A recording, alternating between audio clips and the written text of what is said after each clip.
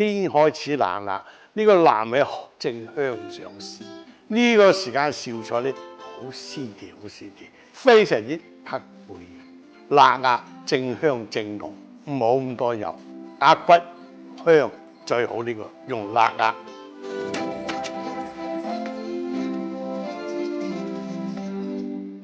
呢度咧，我哋買臘鴨嚟煲鹹湯魚，我哋買啲瘦嘅，少啲油嘅，多啲肉嘅。如果啲油咧就要撇咗佢啦，我呢個部分係香啲嘅。煲湯要骨燜同埋蒸就俾呢啲多啲油啲。呢啲係咪紹菜啊？娃娃菜、黃芽白、紹菜，寫嚟呢啲嘢香啲，同埋呢啲嘢咧就係冬天前攞㗎，吊住喺屋簷嗰度咧，吊到大年都食得㗎。黃芽白咧係南方嘅菜，因為呢個特別大棵係重㗎。呢個娃娃菜咧係近代嘅產品，呢10零年、10零20年嘅啫。揀菜咧，我哋揀啲乾身㗎，有條條色水好㗎，係嘛？係咪整條菜俾你用到啊？我買呢個。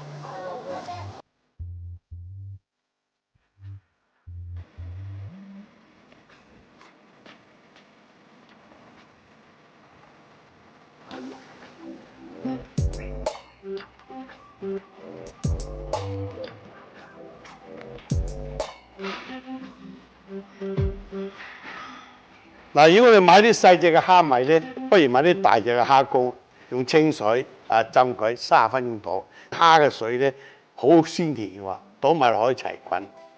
凡係我哋用啲肥膩嘅嘢咧去煲嘢咧，就最好飛水啦。我哋切咗啲肥油啦，太多油啦，我哋唔要啦。咁咧鴨頭咧唔怕喎，放落去煲湯，煲粥呢啲係一流㗎。我哋滾咗啲雜質，即係就去咗啲油咧。就唔使話滾好耐啦，大約3分鐘我哋留起佢啦。譬如呢個鴨腳咁多油脂嘅話咧，我哋要去咗佢。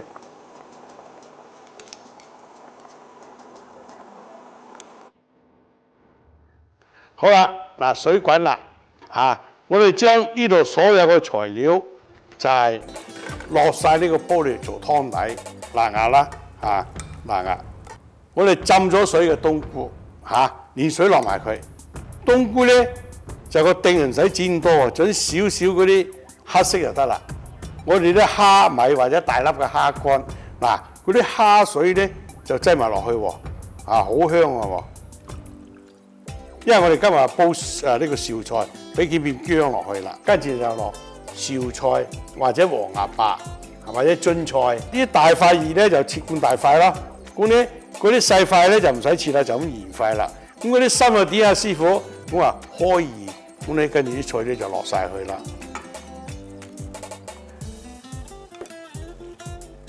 依家點樣整湯圓法咧？大約100個咕冧嘅糯米粉，100個 CC 嘅水，隨便倒、隨便猜、隨便倒、隨便猜。因為天時冷同埋天時熱，所收嘅水分係唔同㗎，糯米粉咁我哋咧就整佢一粒粒。咁大粒或者我哋將佢搓成30粒。你個手掌有熱力嘅嘛，一搓咧佢就變咗圓㗎。鹹湯圓就細粒啲嘅。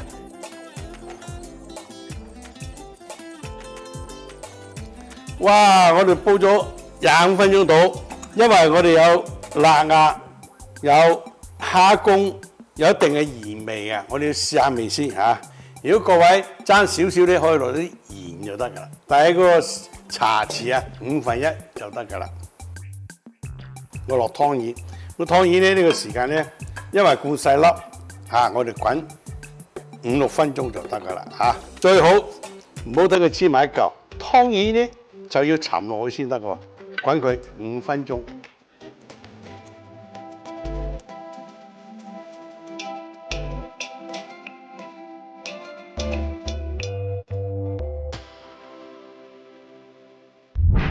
只想去京都，嚴選必去丁家改建店鋪，衣根周屋散策攻略，體驗京都傳統文化。即刻上只想旅行網站登記會員，免費下載。